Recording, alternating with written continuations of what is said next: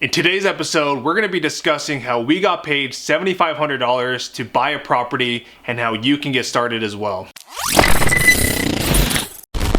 If you're new here, first of all, welcome. This is the Gotham Investing Show, where we're going to be discussing all things related to real estate, investing, personal finance, and entrepreneurship. My name is Preston, and we hold a portfolio of 50 plus rental units. We do flips, we do wholesales, and we own an assisted living facility as well.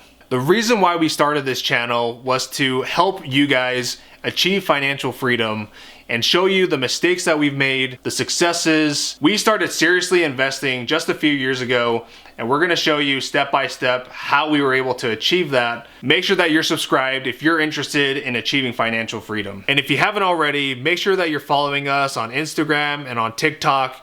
We're active there daily. And make sure that you stay till the end because I'm gonna show you the exact breakdown of all the numbers for this property that we purchased.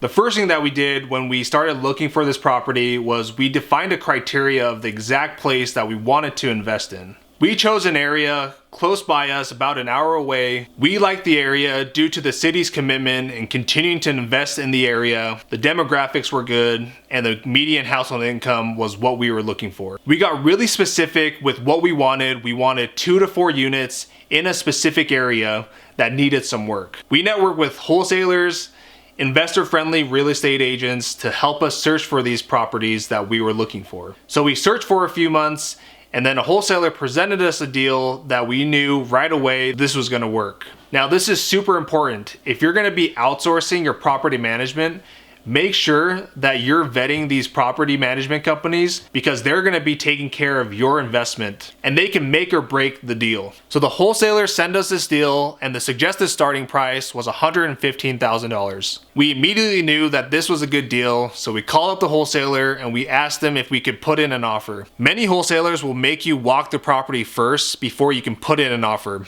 So we headed over there right away and we toured the place. The property definitely needed some work, but this is exactly the criteria that we were looking for. After walking through the property, we knew that once it was all fixed up, that we could sell it or the appraised value would be $215,000. What's most important in real estate is that the early bird gets the worm. We knew that this was such a good deal that we offered him $125,000, which was $10,000 over the asking price that he initially had. So we offered him this $125,000 before any other investors could come in and take a look at it. And sure enough, we found out later that there were investors lining up wanting to get in on this property as well, but we had already put it under contract. We closed this property a couple of weeks later with a hard money loan and we were able to get 100% financing. Now we were only able to get 100% financing because it was such a great deal. And now this is super important. You need to find good deals in order for investors or private lenders to give you money to fund a deal. So the strategy that we were going to use to buy this property was the BRRRR Method.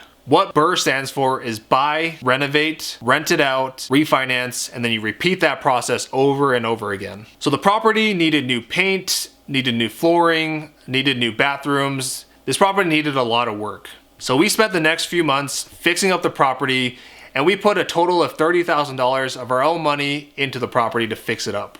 Now so far we had put $30,000 of our own money into the property and we were able to get it 100% financed. But I did claim that we got paid $7,500 to buy this property. Now this is where the magic of real estate really happens. So after it was all finished, we went to a local credit union to get a cash out refinance on the property. This is where the bank will give you a loan for the new value of the property. So after it was all fixed up, the new value of the property that we got from an appraiser was $225,000. The bank was going to refinance it for 80% of the new appraised value. Now to recap, we purchased the property at $125,000. Our rehab costs were $30,000. Our holding costs was $7,500. Closing costs came out to roughly around $10,000. So all in, we were in around $172,500. So the new loan amount came out to $180,000. Now the difference between the new loan amount and the total cost that we had in was $7,500. Now this property is special because it was a catalyst for us to buy up an entire street, and we're gonna be showing you exactly what our plans are to develop this into bigger apartments in the future. If you want more videos like this where we break down the numbers, make sure that you give us a like and you're subscribed to our channel.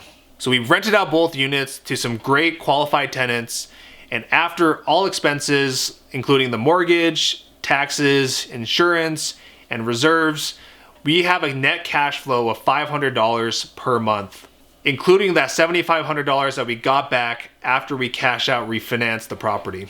Now, the most important thing that you need to consider when you purchase a property is the net return. Now, let's say you spend $100, but you get that $100 back a few months later and you're still holding the property. That's how you build significant wealth, and that's how the wealthy do it as well. The ultimate goal for us and for those that want to get wealthy is to buy properties with as little money out of pocket as possible. That way you can continue to reinvest that money into other deals and continue to build your portfolio. Now, if you found this video helpful, make sure that you give us a like and comment down below what more videos you want to see, and make sure you hit that subscribe and that notification bell, because we're going to be coming out with 2 to 3 videos every single week. Thanks for watching, and we'll see you guys soon.